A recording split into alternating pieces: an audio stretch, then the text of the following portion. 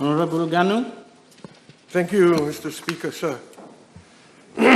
Sir, for any government which has a clear vision to turn its country into a higher income economy, one of the strategies that has to be adopted must be massive investment in developing its modern infrastructure. And as the House is aware, the Metro Express project is the biggest and the most complex infrastructure project ever constructed in Mauritius. This project will span over 26 kilometers and will provide a light rail system from Port-Louis to Cupid. And it will comprise of 19 stations and link major regions, including the major cities of Port-Louis, Vakwa, Phoenix, Caterbone, and Rosil, where the mass of the population lives. Mr. Speaker, the light rail system remained a vague concept for the past decades. It was a subject of endless discussion. Unfortunately, there has never been a real commitment to implement this mass transport system that would address the issue of traffic congestion while at the same time promoting an eco-friendly mode of transport. The present government had the willpower to pursue the implementation of this unprecedented mega project. And no doubt, sir, the realization of this project will remain a most valuable legacy which will be bequeathed to the country and to future generations. That is why, as a caring government, in the first place, free passenger service on the light rail system was provided to the population as a whole up to 9 January of this year. And there is no doubt that this novel means of transport is a game changer and is providing an integrated and alternative mode of travel for commuters along the Port-Louis to the Rosil corridor. This project, sir, is a landmark achievement, a project that will pave the way for future economic development. It will undoubtedly regenerate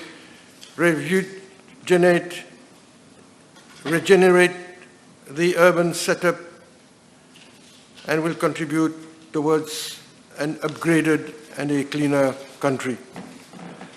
As I said, the Metro Express started its commercial operations early this year, 10th of January, more precisely, linking Port-Louis to Rosil in its initial phase. And it has witnessed an enthusiastic welcome by the users and members of the public. Gradually, our commuters have embraced this modern and green mode of transportation. And before the outbreak of COVID-19 pandemic, which unfortunately led to the necessary imposition of confinement for the safety of our citizens. So before the outbreak of COVID-19, sir, some 650,000 passengers had used the system. And the light rail service unfortunately had to stop on the 20th March of this year due to the curfew ensuing from the COVID-19 outbreak, and the service resumed only as from the 16th of May and is slowly picking up momentum. The Metro Express has already welcomed more than 93,000 passengers since then. Sir, we should acknowledge that the introduction of a project of this magnitude within just 2 years has been indeed a praiseworthy achievement. The design and build contractor Larsen & Toubro Limited is actively working on the completion of phase 2A of the project, that is the alignment from Rosil to Caterbone, which will become operational by April 2021. And works are being concurrently pursued along the remaining of Phase 2, which runs from Quatre-Bornes to QPIP, and which is scheduled to be operational from 2022. So now, with the introduction of this metro system, people can travel from Rosehill to Portrice in around 19 minutes, even during peak hours, and it is providing a reliability and safe means of transport that allows commuters to reach the capital with less physical and mental stress, and thus contributing to higher productivity. Now, sir, Metro Express, according to the Metro Express business model, Metro Express Limited is expected to be financially sustainable as from the completion of the whole project.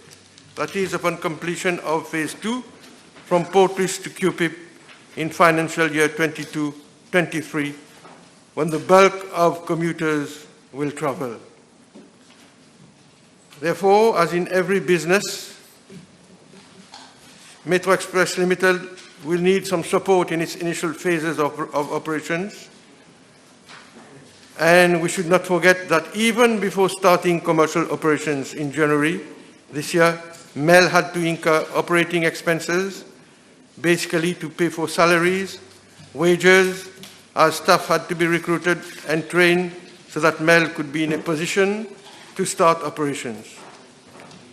Other costs, such as electricity charges, both for the testing of the trains and the electrical network to ensure security compliance to international norms and safety of passengers.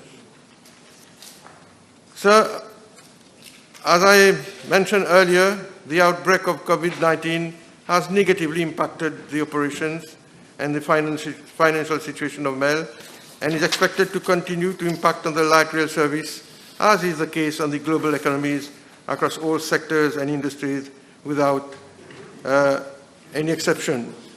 So, as all players in the local transport sector, MEL has not been spared. There was no ridership for a period of 8 weeks due to the curfew. This means that there was no revenue generated. And on the other hand, MEL had to bear almost all of its operating expenses, like payment of salaries, insurance cover, maintenance contracts, etc. Secondly, since resumption of operations on 16 May 2020, MEL had to comply with health and safety measures taken to protect the passengers and to avoid a second outbreak of the COVID-19 disease. Hence, social distancing was observed in trains up to the 14th of March, up to the 14th of June, which meant that the maximum number of passengers allowed in trains was 81, and this, of course, implied a shortfall in revenue, while at the same time an increase in cost due to additional safety measures required. Thirdly, sir, it had been observed that the ridership prior to the curfew was 3 times higher than the post-curfew period, and it is expected that the ridership will take some time to get back to the pre-COVID-19 level, although a gradual increase in ridership is being observed and noticed. The COVID-19 is also delaying the coming into operations of the metro system from Rosehill to Quatre-Bornes because of the confinement period, and this is another shortfall in revenue for MEL. Therefore, sir, MEL needed some financial support to meet its financial obligation until its full operations, which is expected to financial year 22-23. I want to make this clear, Mr. Speaker, to clear all doubts in the mind of the members of the opposition.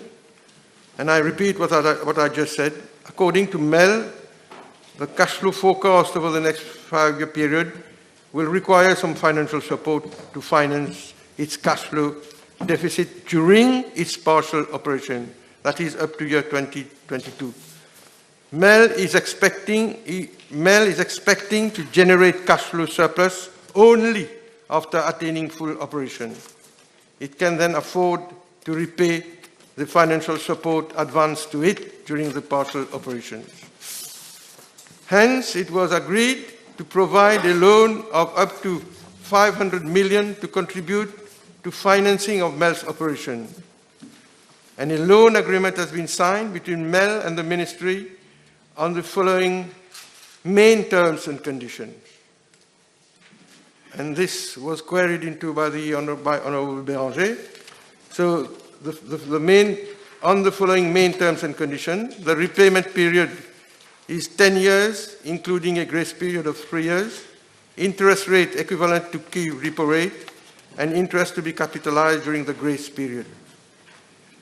Due to the adverse impact of COVID-19 pandemic on MEL's revenue, MEL requested for additional support for its operation, and it was agreed to increase the loan amount to 600 million rupees by providing an additional 100 million rupees in the budget for financial year 2021.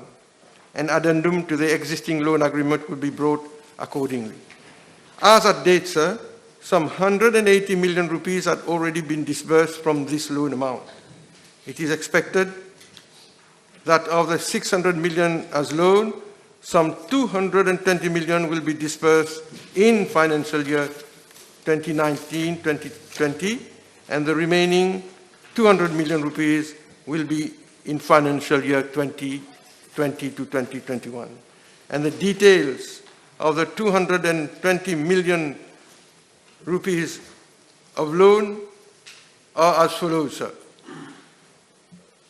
The 220 million rupees comprise of salaries and allowances, electricity charges, insurance, feeder buses, maintenance contracts for train, purchase of ME cards, advertising and launching expenses, rental of office, cleaning and maintenance, furniture fittings, vehicles, security expenses, other expenses which amount to 220 million rupees, sir. So I repeat, in order to meet its operating financial obligations, this financial support of 220 million rupees is in the form of this loan to Metro Express Limited and is being provided in the course of the financial year ending in June 2020. This, I repeat, sir, is being used mainly to pay for expenses related to salaries, maintenance.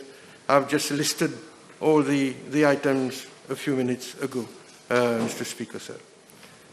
So this is why I want to clarify this point. This loan of 220 million rupees is being provided to support MEL to meet its operating expenses for the payment of the different items I've just mentioned. This loan, which we are calling upon Parliament to vote, has nothing to do with the total cost of construction of the metro line, which is being financed, as we know, through a grant of USD 275 million rupees and a line of credit of 260 million rupees from India. And therefore, the loan of 220 million rupees today is not in any way met for the payment to the contractor, Larsen and Toubro. Yes, delays in the implementation of the project have cropped up, particularly due to the COVID-19 pandemic. However, at this stage, Mr. Speaker, sir, it is premature to assess whether there will be any cost overrun regarding the contract value of the project. Mr. Speaker, I also wish to add,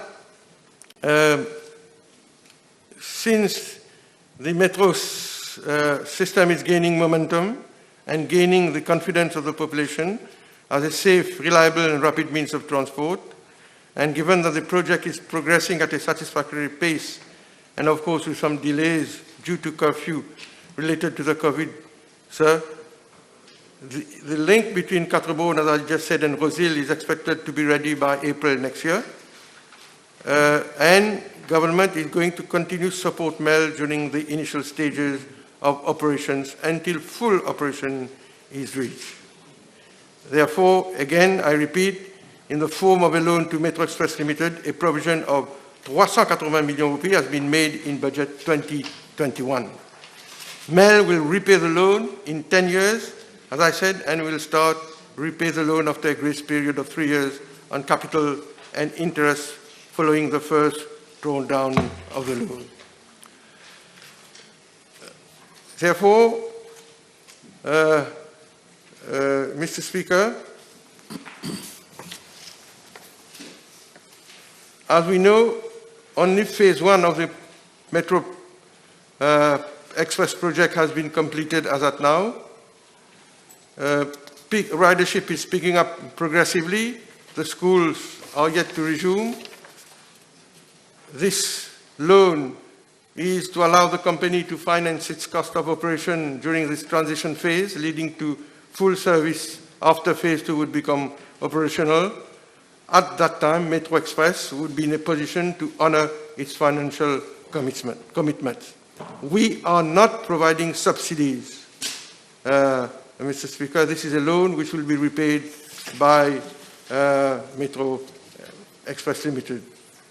And the financial plan for Metro Express is clear.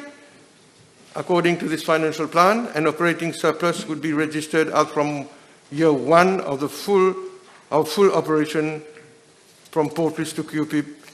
And in year 1, the targeted ridership is 53,000.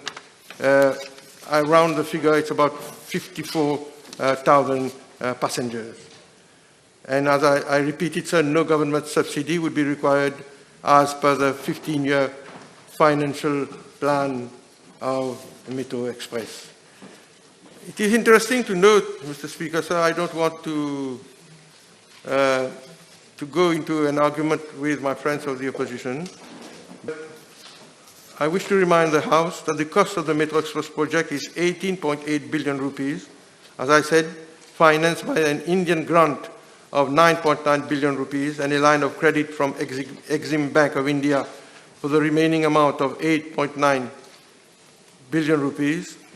Therefore, all in all, providing for capital and interest repayments and currency fluctuation, Metro Express Limited will be liable for around 12.6 billion rupees. I repeat, 12.6 billion rupees.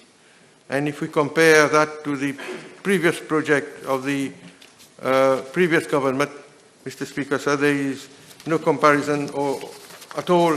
If I go into the precise figures, this project is about 3 times less than the MLRT project, which was advocated by the previous government. And in the plan, in the project of the previous government, I see the government would have had to provide between 600 million rupees to 800 million rupees of subsidies yearly, which is not the case here, Mr. Speaker, sir, in our case. Mr. Speaker,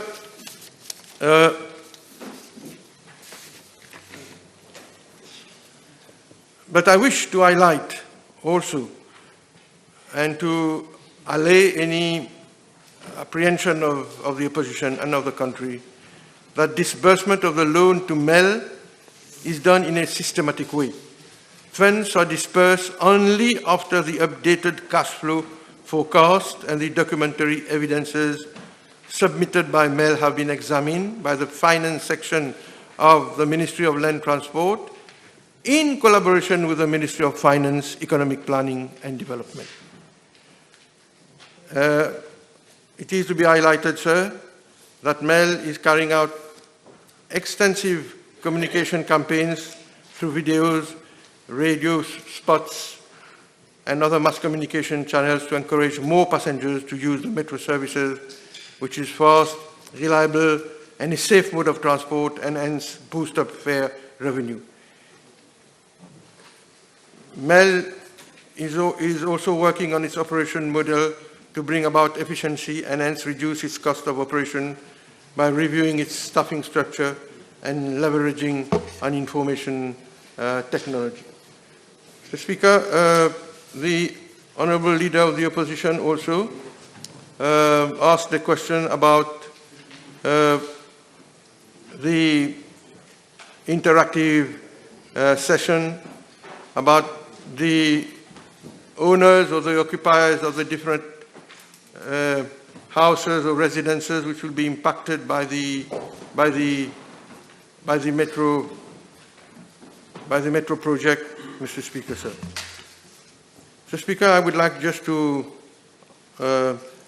give some details about what's happening on this issue and to understand the magnitude of the project, the complexities, the ramifications, Mr. Speaker, sir, of the second phase of the project.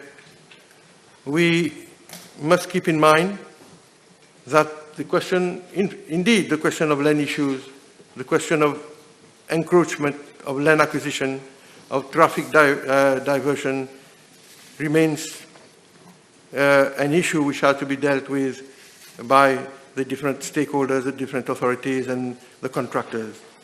But to get an idea of what we were talking, Mr. Speaker, it remains, the issue is the acquisition of 16 plots along Saint-Jean Road, Quatre-Bornes, the acquisition of 23 plots from Saint-Jean roundabout to Phoenix roundabout, the acquisition of 39 plots from QPIP to CB Vaqua, 55 encroachments on state land from QPIP to CB Vaqua.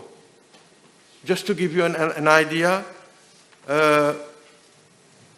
what is the extent of the problem, how deep are the issues we have to deal with in the coming weeks. But nevertheless, Mr. Speaker, sir, I think we must bear in mind also that when we are dealing with such type of problem, we must remember that road closures, traffic diversion along main roads always result in major disruptions to the mainstream traffic, and it is clear that recurrent traffic congestion is always likely to occur. And in the case we are dealing with, Mr. Speaker, sir, I wish to reassure the honourable members of this House and the MPs of the different constituencies which are concerned with the Metro project, Metro Express project, Mr. Speaker, that we are very alive to this question of interaction and the question of PR with the members of the public. In fact, in QPIP, in Vaqua, in Quatre-Bornes, Mr. Speaker, multi-stakeholders team comprising representatives of the different relevant authorities, including the Minister of Housing and Land, Larsen & Toubro itself, Metro Express Limited, has been set up to undertake communication exercise and provide the necessary information to the persons inhabited near the alignments. Engagement with persons concerned is going on, as was done previously, for phase one of the project. Mr. Speaker, sir, the hot spot, if I can use that term, is of course QPIP and Vaqua for the moment. And last week, a team carried out site visits to discuss about traffic diversions at Rivière Bridge, and also conducted a stakeholder management and communication exercise door-to-door with the residents in relation to the land acquisition exercise and forthcoming works thereat. More communication exercises are being planned in the coming days, and this will be an ongoing process, Mr. Speaker. And this applies to QPIP, to Vaqua, and also to Quatre-Bornes. Weekly coordination meetings are being held at the level of the Municipal Council of QPIP. And Metro Express Limited and other stakeholders, such as the Traffic Management Unit, National Land Transport Authority, the MPs, the PPS, the utility service providers are all present to discuss and monitor the works and suggest improvements wherever required. A similar setup was put in place at the Municipal Council of Beaubassin-Rosil for phase one, and whereas all metro-related issues were discussed and complaints were addressed thereafter. And we are repeating the exercise for QPIP, for Vaqua, and for Quatre-Bornes Mr. Speaker, sir. The PR exercise was also being carried out by the contractor itself to inform and sensitize the local residents about the planned works and the diversions and the alternative routes they should use to access their respective houses. So far, we note that these traffic diversion schemes are working successfully after a period of adaptation.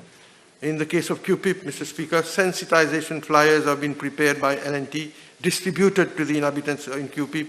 Engagement with the local inhabitants through the Municipal Council of QPIP have also been carried out prior to start of any diversion of works. And I would like to thank the Mayor, the councillors of the Municipality of QPIP and of Quatre-Bornes and of Wakwa for their participation, their collaboration in the project, Mr. Speaker, sir. Sir, finally, I would like to end, Mr. Speaker, sir, by